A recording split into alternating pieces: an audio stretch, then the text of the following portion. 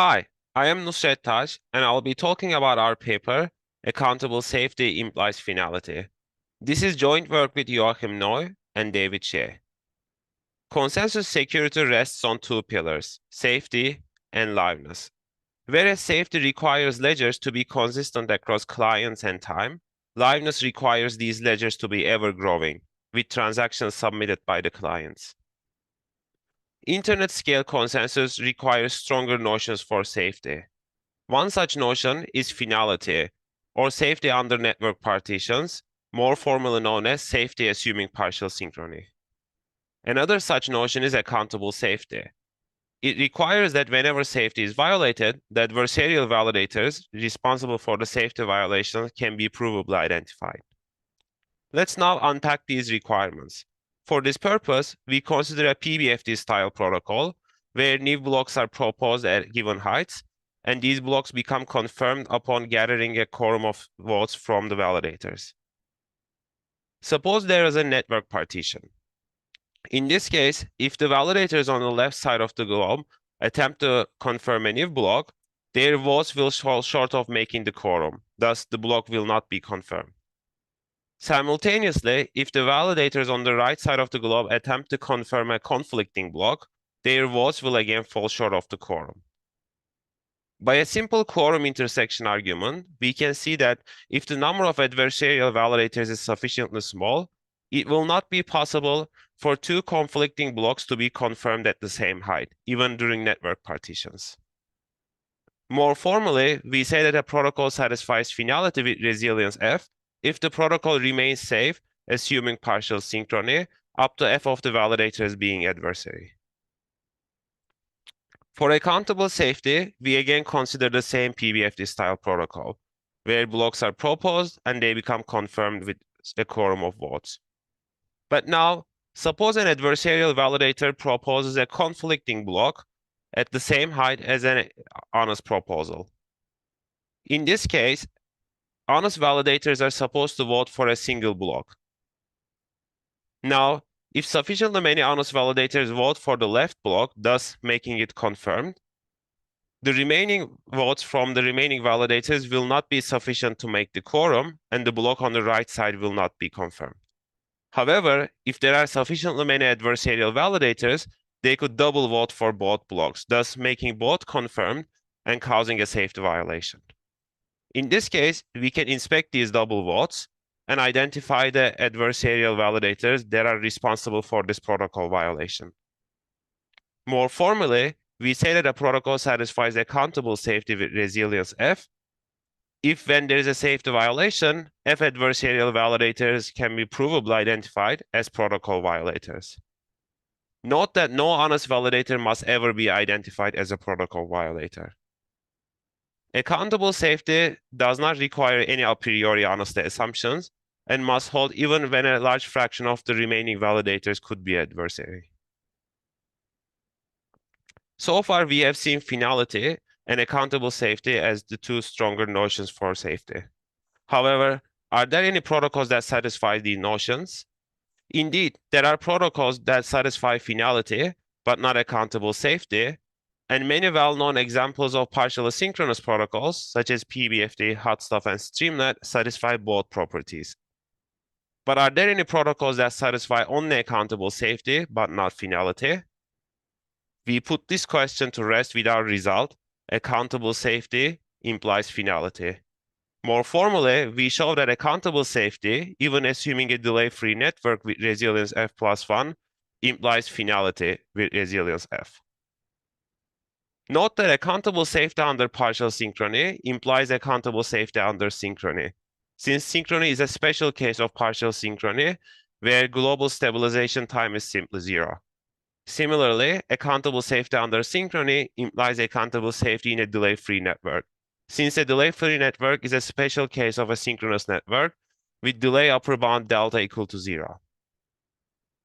Now, with this observation in mind, we note that satisfying accountable safety in a delay-free network is a weaker notion than satisfying it under partial synchrony. However, our result is strong in the sense that if a protocol satisfies accountable safety in a delay-free network, meaning it would identify adversarial validators after a safety violation only if the network is delay-free, then it should still satisfy finality, namely safety under network partitions. We next prove our result. Instead of proving the result directly, we will prove its counterpositive, which is lack of finality with resilience f equals 1 implies lack of accountable safety in a delay-free network with resilience 2. The proof will be by contradiction, and for this purpose, let's suppose there exists a protocol that does not satisfy finality with resilience 1, yet it satisfies accountable safety with resilience 2, assuming a delay-free network. Our proof will go through multiple worlds. World 0 has a partially synchronous network and 3 honest validators, P1, P2, and P3. Communication is delayed by the adversary amongst the honest validators in order to induce a safety violation. Now, world 1 is a delay-free world. In this case, there is only a single honest validator, P1, and P2 and P3 are adversarial. They emulate the behavior of the honest validators P2 and P3 in world 0 by artificially delaying their messages to P1 and pretending like P1's messages are delayed as well, just as they would be in world 0.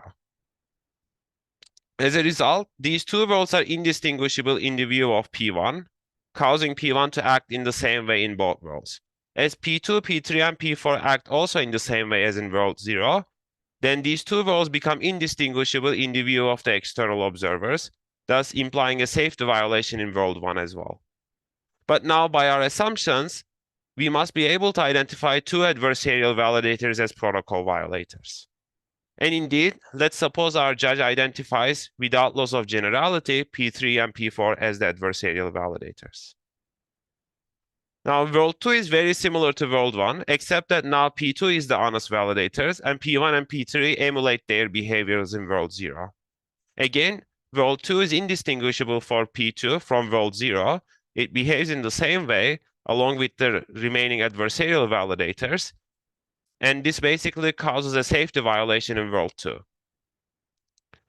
Again, by our assumption, the judge must identify two adversarial validators. However, note that world 1 and world 0, as well as world 2 and world 0, were indistinguishable in the view of the external observers.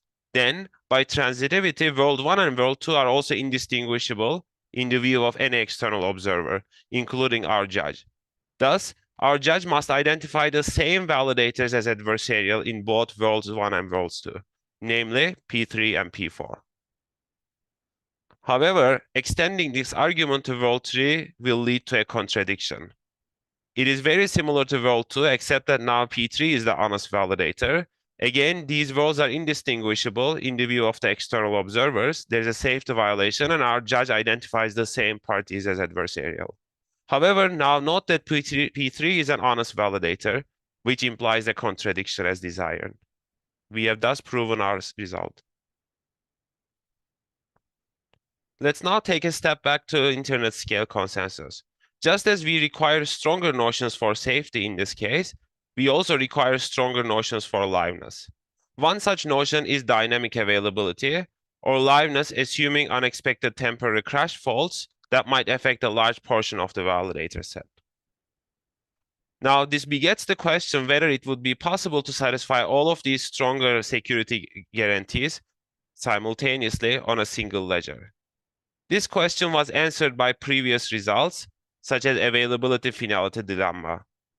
This result shows that no single ledger can satisfy dynamic availability and finality, implying that the set of dynamically available protocols and the set of finalizing protocols are disjoint. A similar result was proven for availability and accountable safety, showing that no single ledger can satisfy both of these properties, assuming a synchronous, partially synchronous, or a delay-free network.